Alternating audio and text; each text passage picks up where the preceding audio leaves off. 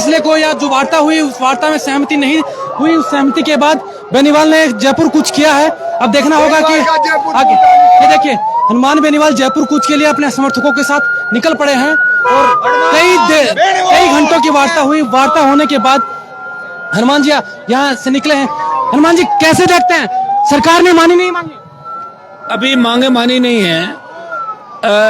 सरकार एडमेंट है कि क्रेडिट की लड़ाई है, आप समझ गए, क्रेडिट नहीं मिले तो एक बार बात कर रहे हैं काम रुकवाएंगे इसका। आज ही मैंने कहा भाई आदेश जारी करें आप। कई घंटों की वार्ता हुई, क्या तुरंत काम रोक, देखते हैं आगे क्या होता है। अधिकारी किस तरीके की बातों का रवैया क्या? अधिकारियों का तो रवैया ठीक है, लेकिन सीएम का ठीक हो जब हो ना, अधिकारियों से क्या होगा? मंत्री की तरफ से कोई प्रतिनिधिमंडल नहीं आया यहाँ बात करने के? मंत्री कौन? कोई भी नेता या मंत्री, सरकार का प्रतिनिधिमंडल? नेता तो बात ही नहीं कर सकता ना मेरे से, नेताओं को तो मैं जानता हूँ सबको। तो फिर एक बार आईजी और कलेक्टर और ये लोग आए हैं लंबे सड़कों पे हनुमान बेनीवाल को अभी देख रहे हैं आगे क्या होता है। अच्छा ही होगा सब। ये हनुमान बेनीवाल हैं जो सुबह से यहाँ बहराना धाम में उनके हजारों समर्थकों के साथ बैठे थे और रात 12 बजने को हैं और अब उन्होंने आखिरी फैसला लिया जिसका अंदेशा लगाया जा रहा था कि बेनीवाल जयपुर कूच करेंगे और वो कूच आखिर जयपुर की तरफ बढ़ चुकी है, शुरू हो चुकी है बहराना धाम से।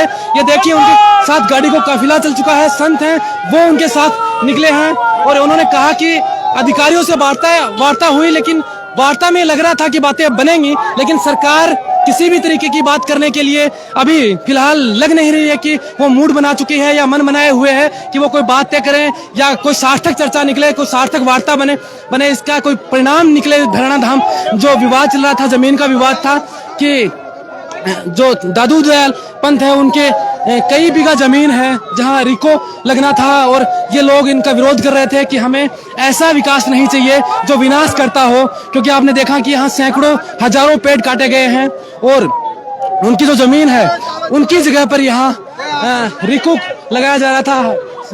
हजारों करोड़ का सरकार का प्रोजेक्ट है, वो कई दिनों से चल रहा था, लेकिन हनुमान बेनीवाल की जब इसमें एंट्री हुई लगभग 40 से ज्यादा दिन हो चुके हैं और एंट्री होने के बाद ये लोग धरने पे बैठे थे, किस तरीके से तपस्या वो लोग कर रहे थे, उसके बाद भी ये लोग प्रशासन ने ना आंखें खोली, ना कोई बात की, ना इनकी सूझ ली और आज आखिर 27 तारीख को हनुमान बेनीवाल ने यहाँ हुकार महापंचायत का ऐलान किया था और उस महापंचायत के बाद ये अब ऐलान हो चुका है कि जयपुर कूच की जाएगी। जयपुर कूच करने के बाद क्या नतीजा निकलेगा, क्योंकि अमूमन देखा जाता है कि हनुमान बेनीवाल की जब जयपुर कूच होती है तो परिणाम सड़कों पर निकल जाता है, लेकिन अब ये जो इतना बड़ा मुद्दा है जिस मुद्दे को लेकर सरकार चुप है, विपक्ष चुप है और हनुमान बेनीवाल मुखरता से इन संतों के साथ आए हैं, इन लोगों के साथ आए हैं जो 40 दिन से आंदोलन कर रहे थे, इनके समर्थन में पहले भी वो आए हैं, लेकिन इसके बाद आज उन्होंने बड़ी महापंचायत का ऐलान किया जहां हजारों की तादाद में, लाखों की तादाद में लोग इकट्ठे थे, आरएलपी के कार्यकर्ता थे, उस पंथ से जुड़े हुए लोग मौजूद थे, संत मौजूद थे, कई संत यहाँ मौजूद थे जिन्होंने इस सभा में भाग लिया। उसके बाद कई घंटों की वार्ता हुई, करीब 9 बजे से लेकर 12 बजे तक वार्ताएं चली हैं, लेकिन वार्ता का कोई नतीजा नहीं निकला और आखिर में यह फैसला बेनीवाल को लेना पड़ा। मंच पे उन्होंने ऐलान किया कि मुख्यमंत्री भजनलाल शर्मा नहीं चाहते कि ये फैसला ले लिया जाए कि संतों के जो लगातार संत जो डिमांड कर रहे हैं, जो मांग कर रहे हैं, उनके हित में कोई फैसला ले लिया जाए, ऐसा उनका मूड नहीं है, मानस नहीं है। और उन्होंने साफ तौर से हमसे बातचीत करते हुए कहा कि अब सरकार की लग रहा है कि क्रेडिट की लड़ाई है, क्रेडिट देने की लड़ाई है कि आखिर इस मुद्दे को अगर कोई बुनाता है तो उसका क्रेडिट किसे जाए, क्योंकि अगर देखें तो हनुमान बेनीवाल लगातार इस मुद्दे पे जुड़े हुए थे, इन लोगों के साथ थे और इन लोगों की मांगों को लेकर आज हुकार भी भरी। उन्होंने महापंचायत का ऐलान किया, महापंचायत हुई, लाखों की तादाद में लोग यहाँ पहुंचे, लेकिन बहरहाल कहना यही होगा कि जो क्रेडिट की लड़ाई बेनीवाल ने बताई है, क्या वही लड़ाई है कि अब क्रेडिट कौन ले, कौन मंत्री आकर इस मामले को सुलझाए या कौन नेता आके सुलझाए, कौन सा मंत्री मंडल है वो यहाँ पे आए, कौन बड़े नेता हैं वो यहाँ पे आए, ताकि ये मामला जो बहराना धाम का कई सैकड़ों बीघा जमीनों का मामला था जहाँ रिको लगना था और ये संत समुदाय चाहता था कि यहाँ रिको नहीं लगे, क्योंकि ये जो तस्वीरें आप देख रहे हो किस तरीके से यहाँ खेजड़ी आप अन्य पेड़ थे उनको काट कर जिस तरीके से बंजर बनाकर ये विकास की नई परिभाषाएं सरकार लिखना चाहती है, लेकिन दादू दयाल पंत के लोग चाहते हैं कि ऐसा नहीं हो, ऐसा विकास हमें नहीं चाहिए। एक तरफ प्रधानमंत्री हैं जो माँ के नाम एक पेड़ माँ के नाम लगाए जा रहे हैं और यहाँ हजारों पेड़ विकास के नाम पर काटे जा रहे हैं और ये आप देख सकते हैं कि कई लोगों के साथ हनुमान बेनीवाल ने अपने समर्थकों के साथ, अपने लोगों के साथ और संतों के साथ कूच का ऐलान कर दिया है। जयपुर की तरफ निकल पड़े हैं। जहां से भाषण हुआ था, जहां धरना स्थल था, वहां से लेकर अब जयपुर की तरफ महज 50-60 किलोमीटर की दूरी है। इस दूरी को कितनी देर में बेनीवाल नापते हैं और क्या ये दूरी नापने से पहले सरकार की आंखें खुल जाएंगी और सरकार बीच कहीं में कोई वार्ता करने को तैयार होगी, ये देखना बड़ा दिलचस्प होगा। क्योंकि बेनीवाल के समर्थक हैं वो बड़े जोश में हैं, दादू दयाल पंत के समर्थक हैं वो बड़े जोश में हैं। किस तरीके से देख रहे हैं आज बेनीवाल ने खुकारू रूप होगा। अभी जयपुर की सड़कें जाम कर देंगे। थोड़ा सा बाहर आओ। ये देखिए उनके समर्थक हैं, उन्होंने कहा कि जयपुर की सड़कें जाम हो जाती हैं और ये कहना को दोहराया नहीं इसमें कि जब बेनीवाल सड़कों पे निकला है तो सड़कें जाम हुई हैं और जिसका परिणाम बेनीवाल ने कई बार दिया है, जो कई बार सोशल मीडिया पे हमने देखा है कि जब बेनीवाल निकले हैं तब सड़कों पे ये परिणाम हुए हैं। क्या कहेंगे कूच का ऐलान कर दिया बेनीवाल। आओ अब देख लो आप क्या होता है। सरकार हनुमान बेनीवाल की या देख लेना। आज आपको पता बेनीवाल कह रहे हैं क्रेडिट की लड़ाई है, क्रेडिट किसको देंगे? हनुमान बेनीवाल को क्रेडिट, और किसको क्रेडिट है? तो सरकार तो मान नहीं रही ना। सरकार मानेगी, अभी बड़ी सरकारें झुकेगी। ये देखिए ये देखिए उनके समर्थक हजारों की तादाद में निकल चुके हैं और ये पोस्टर बैनर लेकर हनुमान बेनीवाल का किस तरीके से समर्थक क्या है। आज जो देश के बहुत अच्छे नेता है हनुमान बेनीवाल, हमारी जान है जान, बिल्कुल किसानों की शान। ये देखिए तान सिंह, आज लगातार जो वार्ता चल रही थी, कई देर वार्ता हुई, घंटों वार्ता हुई और उसके बाद हनुमान बेनीवाल को ये कहना पड़ा कि क्रेडिट की लड़ाई है और सरकार नहीं मान रही है। क्या बात?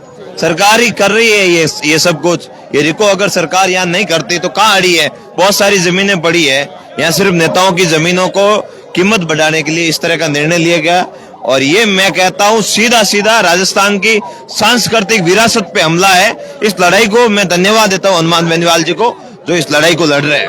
अभी कैसे देखते हैं कि हनुमान बेनीवाल सड़कों पे उतर चुके हैं और जब सड़कों पे उतरे हैं तो सड़कों पे न्याय हुआ है। आज भी होगा। लेकिन सरकार कहती है कि विकास के नाम पर हम तो विकास कहाँ है? इनके कोई घर में बच्चा पैदा हुआ होगा, उसका नाम रखा होगा।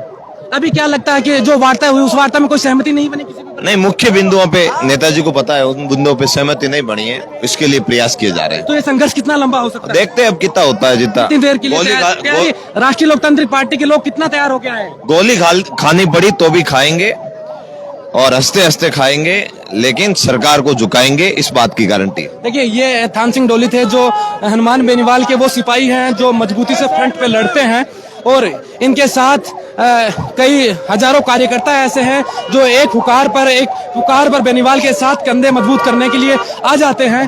और ये गाड़ियों की जो संख्याएं हैं, ये गाड़ियों का जो शोर है, ये बता रहा है कि कितनी तादाद में यहाँ गाड़ियां हैं, कितनी तादाद में यहाँ अभी भी करीब 12 बजे हैं और लोग मौजूद हैं। ये मौजूदगी ये दर्शाती है कि राजस्थान में एक नेता ऐसा है जो सड़कों पर न्याय दिलाता है और यह आज भी क्या साबित होगा कि हनुमान बेनीवाल इनको सड़कों पर न्याय दिला पाएगा, क्योंकि जिस तरीके से लोग इनके साथ जुड़े हैं और जिस तरीके से ये हुजूम जुड़ रहा है, उस हुजूम को देखते हुए लग रहा है कि आज सरकार बीच रास्ते में कोई वार्ता करेगी, क्योंकि घंटों की वार्ताएं हुई, उच्च अधिकारियों से वार्ताएं हुई, पुलिस के आला अधिकारी यहाँ मौजूद थे, कलेक्टर यहाँ मौजूद थे, लेकिन उसके बावजूद भी कोई सहमति नहीं बनी। ये सहमति नहीं बनना क्या दर्शाता है? क्योंकि बेनीवाल ने मन से भी कहा और हमसे बातचीत करते हुए भी उन्होंने कहा कि ये क्रेडिट की लड़ाई है। सरकार ये क्रेडिट की लड़ाई किसे देना चाहती है? सरकार क्यों चाहती है कि कोई अगर इस मुद्दे को उठाए तो उसको क्रेडिट क्यों नहीं मिले? लेकिन जिस तरीके से हनुमान बेनीवाल के समर्थक सड़कों पर निकले हैं, गाड़ियों के साथ, पैदल उनके साथ जिस तरीके से बेनीवाल निकले हैं, ये देखना होगा कि सड़कों पर किस तरीके से ये लड़ाई लड़ी जाएगी, कितनी मौजूदगी के साथ ये लड़ाई लड़ी जाएगी, कितनी लंबी ये लड़ाई हो सकती है, क्योंकि 40 दिन से ज्यादा हो चुका है।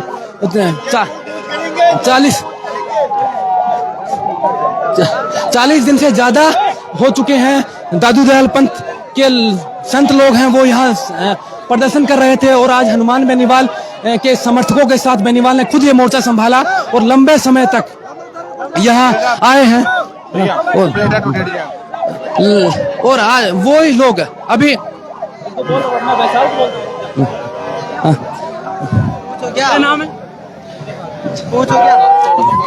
बेनीवाल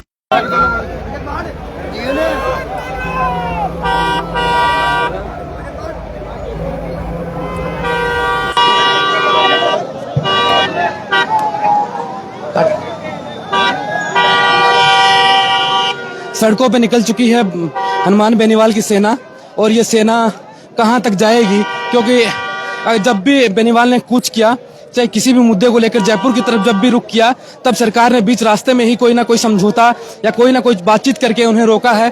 और क्या आज उन्हें रोकने का प्रयास किया जाएगा, कोई सहमति बन पाएगी? क्योंकि जिस तरीके से लंबे समय से या लंबे अरसे से हनुमान बेनीवाल का जो रिकॉर्ड रहा है, ट्रैक रिकॉर्ड, वो ये रहा है कि जब भी बेनीवाल ने सड़कों पर न्याय मांगने के लिए निकले हैं, तो वो न्याय सड़कों पे उन्हें मिला है, उनके लोगों को मिला है, जिन लोगों के लिए उन्होंने न्याय की गुहार लगाई। इसीलिए शायद आज उनकी गाड़ियों के पीछे भी न्याय योद्धा की पोस्टर लगी हुई गाड़ियां आप काफी देख सकते हैं, और वो गाड़ियां इस बात की गवाह है कि जो सड़कों पे लड़ते हैं उन लोगों के लिए हनुमान बेनीवाल हमेशा तैयार रहते हैं।